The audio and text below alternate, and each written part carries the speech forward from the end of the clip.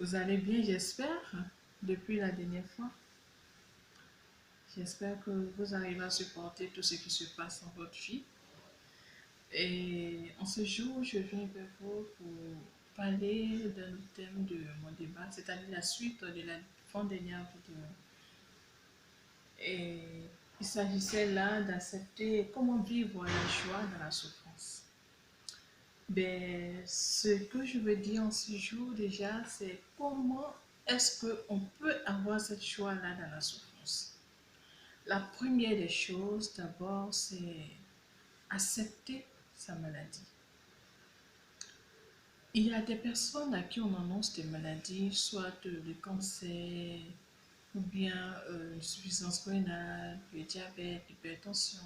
Ces genres de maladies chroniques dont on ne trouve pas le traitement. Et quand on annonce ce genre de nouvelles aux personnes, d'abord ça sape le moral. Parce que tu te dis, pourquoi moi? C'est comme si le ciel te tombait sur la tête. Et là, tu es bouleversé, tu n'arrives pas à comprendre ce qui se passe. C'est vrai que c'est difficile en ce moment-là de comprendre ce qui se passe, mais quand après l'effet de boomerang, c'est-à-dire après le choc reçu lors de la nouvelle, on peut prendre un temps de silence de calme et analyser. Et après cette analyse, tu dois te dire que ce que je vis, ça allait difficile. Ça allait vraiment fatal, c'est-à-dire ma vie s'arrête là. Mais est-ce que quelque part, il n'y a pas des choses que je peux vivre avec cet état? C'est-à-dire tu te rends compte que tu ne pourras plus te lever le matin comme tu veux, faire ton sport comme tu veux, aller où tu veux, manger ce que tu veux, faire ce que tu veux, sortir comme tu veux, rentrer comme tu veux, parce que la maladie va te limiter dans ta manière de vivre, dans ta mobilité. Tu ne pourras plus bouger comme tu l'entends. Et quand tu analyses tout ça, c'est difficile à accepter, mais tu dois l'accepter, tu n'as pas le choix.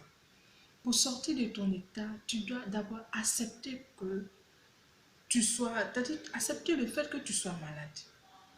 Et quand tu acceptes ce diagnostic qui t'a été donné, en ce moment maintenant, tu peux organiser ta vie en fonction. Parce qu'il arrivera des moments où tu ne pourras plus te lever. Tu dois organiser ta vie en fonction. Mais pour avoir la force d'accepter ce qui t'arrive, il faut que tu te mettes dans une vie de prière. Qu'on ait le choix ou pas, on doit prier. Prier sans cesse. Prier sans cesse, c'est écrit dans la Bible. Il faut qu'on prie sans cesse. Certes, on prie dans les tensions pour ne pas tomber dans la tentation, mais aussi pour avoir la force dans les épreuves. Pour avoir la force dans les épreuves. Comme Job, qui a toujours resté en prière, qui a toujours béni Dieu pour ce qu'il arrive. Il n'a jamais douté de la main de Dieu sur sa vie. Parce que c'est dit que ce qui m'arrive, certainement que c'est dû à quelque chose que j'ai fait, à quelque chose que je fais qui n'est pas bien et je paie les conséquences. Et ça lui a permis de garder la foi, comme il a dit encore que si nous acceptons le don de Dieu, les bonnes choses qui nous arrivent comme un don de Dieu, pourquoi ne pas accepter aussi le malheur comme un don de Dieu? Car tout concourt au bien de ceux qui aiment Dieu. De celui qui aime Dieu, tout concourt à son bien. Donc ce que je peux dire déjà dans cette vidéo, c'est d'accepter son état de maladie. En acceptant ton état de maladie, tu peux mieux t'organiser. Tu te remets en cause pour dire, Seigneur, je viens devant toi. Avec mon état, avec ce que je vis, avec ce qu'on vient de découvrir, avec ce cancer que j'ai, avec ce diabète que j'ai, avec cette insuffisance rénale que j'ai, avec cette maladie du cœur que j'ai. Et le Seigneur, maintenant, il va te donner la force de pouvoir t'en sortir. Parce que déjà avec le Seigneur, pas qu'on ne vit pas les épreuves, on vit des épreuves. On vit des épreuves. Mais quand tu as Dieu dans ta vie, tu te rends compte que tu as un soutien, un allié de poids, de taille, qui peut t'aider à affronter les difficultés que tu rencontres. En ce moment, tu te mets à genoux, tu pries Dieu. Et cette espérance que tu auras en lui te procurera la joie, la bonne humeur. Quel que soit ce qui arrive, tu prendras la vie du bon côté. Parce qu'avec Dieu, tout est pris du bon côté. Tout est pris du bon côté. Par moments, tu auras des douleurs, tu auras mal, tu n'en voudras plus de vivre parce que les douleurs seront tellement fortes que tu ne pourras pas attendre. Tu vas penser que tu vas mourir, tu es prêt à mourir ce jour-là parce que la douleur, là, vraiment va te fatiguer. Mais il ne faudrait pas baisser les bras. Ça va se calmer. Confie tout ça à Dieu. Espère toujours en Dieu. Je vous parle d'une expérience que j'ai vécue. C'est cette foi en Dieu qui a permis que je sois là aujourd'hui. Alors je pense que si moi, j'ai pu survivre à ces différentes maladies, à tout ce qui a été difficile, pourquoi pas toi? Tu peux aussi t'en sortir. Il suffit de croire en Dieu. Il suffit d'avoir foi. Il suffit de tourner les yeux vers le Seigneur. Il suffit de crier à Dieu, Seigneur, j'ai besoin de toi. Même si tu ne crois pas en Dieu, c'est pas ça l'important. Tu n'as même pas le choix d'ailleurs. Tu crois pas, tu n'as pas le choix. Tu dois prier Dieu. Tu dois l'adorer parce qu'il nous a créés pour l'adorer. Il nous a créés pour le louer. Alors on doit le louer, on doit l'adorer avec son état. Arrêtez de se moquer pour dire ah, pourquoi moi je suis malade? Pourquoi est-ce que c'est moi qui suis malade? Qu'est-ce que j'ai fait de mauvais? Pourquoi c'est souvent c'est tombé? Non, Seigneur, je te bénis pour ce que je vis. Seigneur, je te rends toute la gloire parce que ce que je vis, tu sais pourquoi je vis cette situation. Tu vas m'aider à m'en sortir et je crois que tu le feras. Et cette joie va vous animer tout le temps. Et vous verrez que plus vous acceptez ce qui vous arrive, plus vous tournez vers Dieu, comme il a dit à Bartimée, que veux-tu que je fasse pour toi?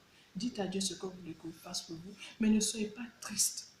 Demandez à la joie de Dieu d'habiter vos cœurs. Parce que la meilleure arme pour le mal de nous avoir, c'est la tristesse, le découragement, le manque de motivation. Mais la prière nous permettra d'avoir beaucoup de force, beaucoup de foi. Et après ça, quand tu commences à accepter la situation, tu commences à te tourner vers Dieu, tu peux maintenant mieux organiser ta vie. Certes, tu ne peux plus aller au football, tu ne peux plus aller faire ce que tu as envie de faire, mais déjà sur ton lit de malade, tu peux te dire, bon, ok, aujourd'hui, je peux lire la Bible ce matin, faire beaucoup la lecture, lire des livres vraiment qui vont t'aider à vivre, à surmonter ce que tu vis, à mieux comprendre ce qui arrive et à surmonter ce que tu vis.